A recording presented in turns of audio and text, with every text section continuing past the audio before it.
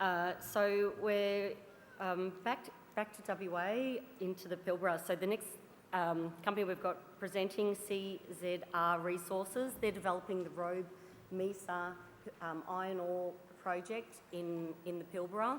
The pre-feasibility study was done at the end of 2020, and the project could produce 2 million tonnes a year, but CZR believe there's a scope to lift that to 3 million tonnes a year. To give us an update on the outlook for this exciting project, please welcome CZR's Managing Director, Stephen Murphy.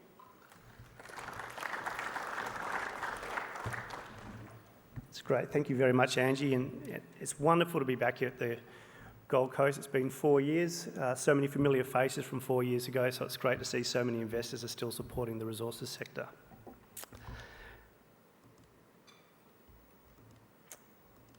Okay, for those that don't know much about CZR Resources, we have 5 projects. Most of those are sitting up in the Pilbara.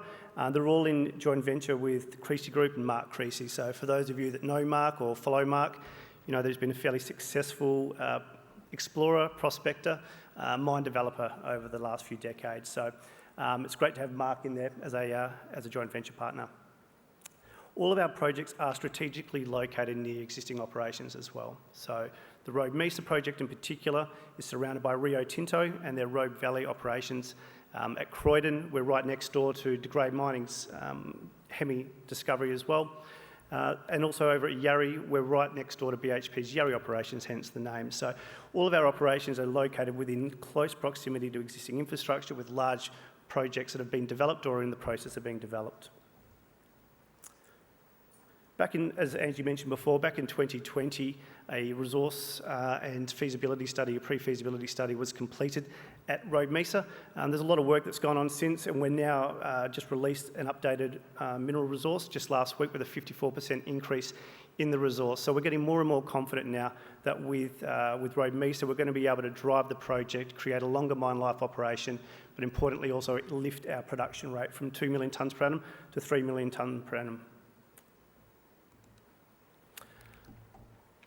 One of the key things with CZR is we believe that we're providing investors with the really leveraged opportunity to grow their wealth. There's the opportunity with Robe Mesa. It's a development asset. As I just mentioned, we've increased the mineral resource.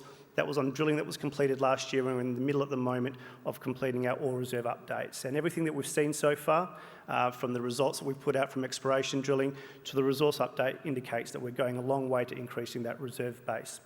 At the moment, we're forecasting that 3 million tonnes per annum.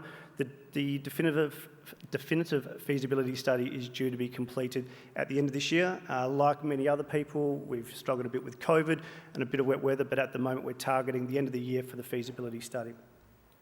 One of the key things that we'll speak to as well is we're looking at really focusing our product on what Rio Tinto already sell at Robe Valley. Robe Valley's been in operation for many, many years, many decades.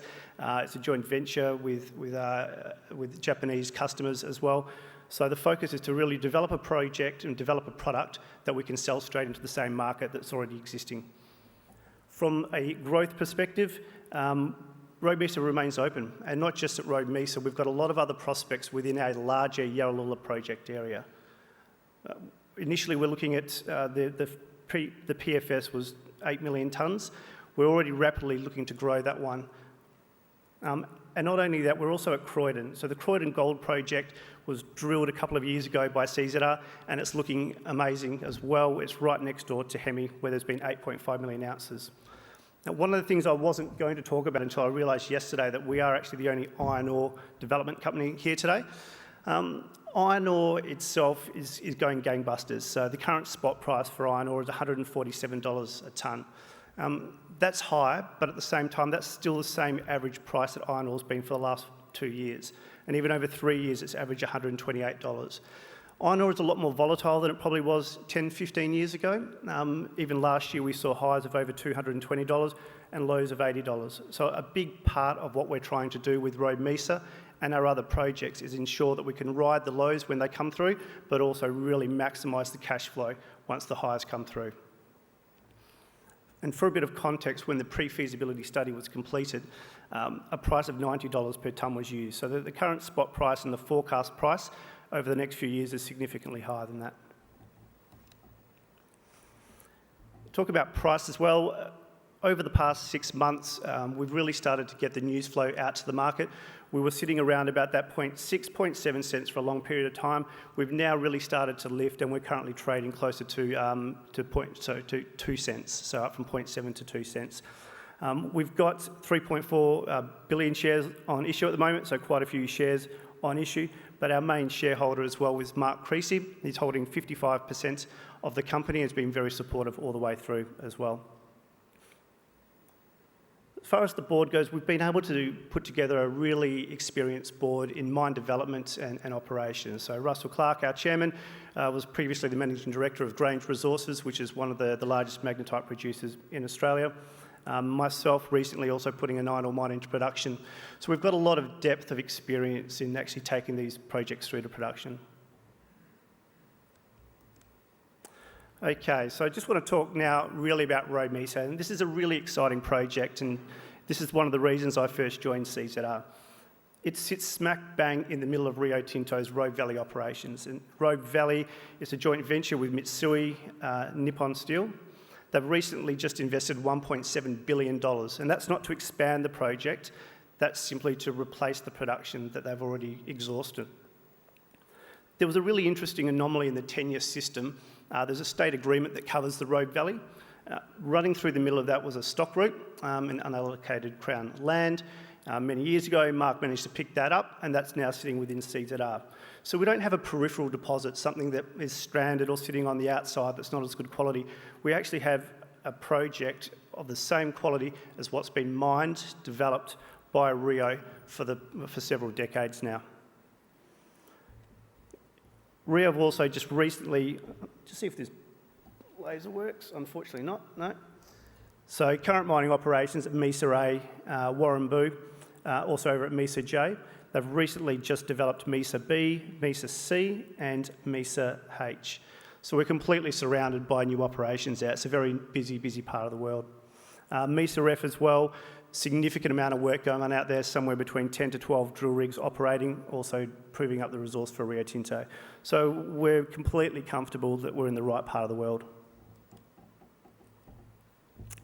So as I mentioned, our DFS study is underway at the moment, really building off the positive results from the 2020 or late 2020 PFS. Late last year, we completed the infill drilling. One of the things that came out of that was we got a lot more DSO mineralisation that sat outside of those PFS designs. And you can just see there on the image the ghosted white colour were the PFS pit designs. The results that came back outside of those areas showed that we clearly had DSO mineralisation, and it wasn't captured by the pit. So straight away we could see there was a huge amount of low-hanging fruit. And we started putting those results out earlier this year, and that's sort of where you can see our share price start to move up. As I mentioned, we've got the increase in the JORC resource that we announced last week, a 52% increase. So we've gone from 24 million tonnes up to 37 million tonnes. And those tonnes are at product grade. So it's the same grade that's been mined from the area, and it's the same grade that we'll be looking to run into our ore reserves.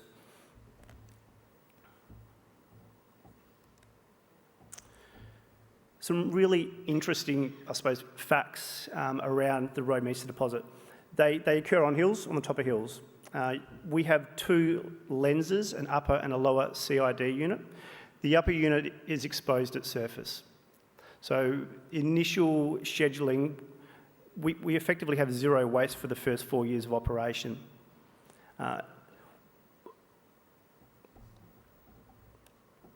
Sorry, just let me get that right. Yeah. Because of the deposit itself, it only goes down to 60 metres of depth. So we're able to create a project which has minimal environmental impact as well. So we can strip off the first CID unit, get down into the lower CID unit, which wasn't tested during the PFS. It's a little hard to see on the screen there, but if you come to the booth later, I can also show you. The PFS only looked at the upper CID unit, whereas the drilling that we recently completed showed that the lower unit had exactly the same grade, if not slightly better grade. And while we've got a vertical exaggeration on this, the entire project is only 60 metres deep. So it's very, very low strip ratio. The PFS was only at 0.5 to 1, and we're looking at something similar as well once we complete the DFS. I mentioned before that there's some other opportunities to increase the tonnage for the project. So it is a very, very simple operation. There's no serious downstream processing. It is a crush and screen to produce a fines product, and that is all. And as I mentioned, it's a fines product that's been sold for decades. It's a low capital intensity operation. I've mentioned the lower CID, which wasn't included in the PFS, and also the DSO that's captured outside of the pit designs. We've also got extensions to the north that we're accessing at the moment, and there's also a low-grade component to this. So when we have a look at the deposit and we target that 56% head grade, we also produce a lot of material which is around the 54, 55%. In this current market, you can sell that absolutely. So as we produce that as a byproduct, we'll also be assessing if we can increase our production rate using that lower grade material as well.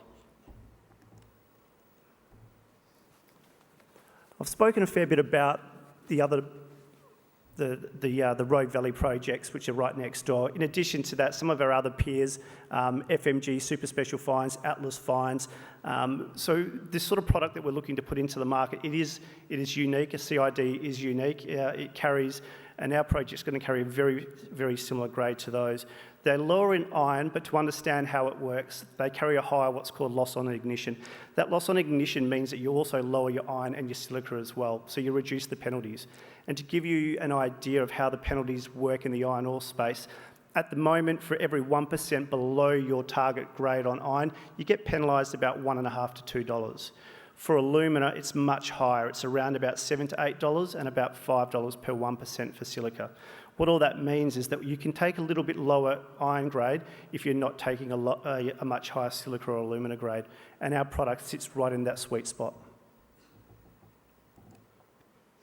As far as infrastructure, and it's absolutely critical for all iron ore projects, we are now focusing our attention on closer ports and logistics options. The PFS looked at Utah Point. That's around about 420 kilometres from the project. The PFS had an operating cost around about $65 a tonne.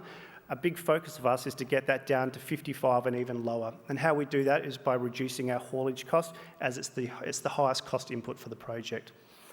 We've made applications now to build haul roads from our project. It's about a 35-kilometre haul road, and that gets us to the North West Coastal Highway, which is a main road operated. It's a sealed all-weather road. Once we get to the North West Coastal Highway, there are several opportunities that we're now looking from the Port of Ashburton all the way through to Marty and beyond. So there's a lot of work now going into the West Pilbara. It's an area that has historically has no iron ore projects that aren't mined by the majors. The Port of Ashburton is one that has been recently handed over to PPA, and it's open for multi-users, and there's a few proponents looking at that one as well. Now, I'll just touch on the growth, and this is important as that we're really only looking at the Robe Mesa for our DFS. We also have resources at our P529 deposit, and within that, we're now going back and recutting it like we did at Robe Mesa, looking for the higher grade. We don't want to generate large tonnage, low grade. We really want to focus on what our product grade is going to be. So there we've got intersections of 13 metres at 56.8 and 12 metres at 55.6. We've also further north got Peters Creek, which is untested. We've got some rock chip samples from there, which again shows that we've got very good quality iron ore. And Ashburton, which is our magnetite project, that was drilled several years ago now. It's got great magnetite characteristics, and we're starting to see a push back into magnetite as well. A lot of companies are getting investment because you can produce a higher grade feedstock for blast furnaces. With the time I've got left, which isn't much, unfortunately, the Croydon Gold Project is a fantastic project, and for the people that have been to the booth so far over the last few days, you probably noticed I've got a different image up here now. Croydon sits along strike from De Grey's Hemi project and Greater Hemi project. That's now sitting at 10.6 million ounces. Hemi itself is 8.5 million ounces. 2 years ago, we drilled down at Top Camp, Middle Valley, Bottom Camp, and we got some great results. You can see the 8 metres at 10, 2 at 22, and a large intersection of lower grade 28 metres at 0.6. This was the first pass drilling that was done there, and Croydon's been a mining centre prospecting centre, I should say, for many, many years. So it's really interesting. We can now see what's going on at Hemi. It's clear that they're intrusion-related gold systems, which wasn't identified before, and we're feeling pretty confident that we've got something similar on our project, and we'll be back out there in the second half of the year once we've completed the drilling at Robe Mesa. Butterdoo, we put some results out recently as well. Again, first pass drilling for us over at Eddamulla Hills, Bellerive, Copper Valley and Sabina Park. Great results coming through. Early stage, wide space, copper mineralisation. We've got Golden Grove just down the road from us, as well as the Deflector Gold Mine. So another very interesting exploration prospect for us. I'll just skip over Yarrie just for now, just given the time that we have left, and just talk about what we've got coming up as our milestones. So the updated ore reserve is well underway. We're just working on the updated cost assumptions, looking at closer port options. So watch the space for that. The revised production rates and our port and logistics solutions are well advanced, and as soon as they get more documented, we'll be able to speak to those as well. Iron ore marketing is also getting advanced, and we're going to be drilling our gold and copper targets very soon. So thank you very much.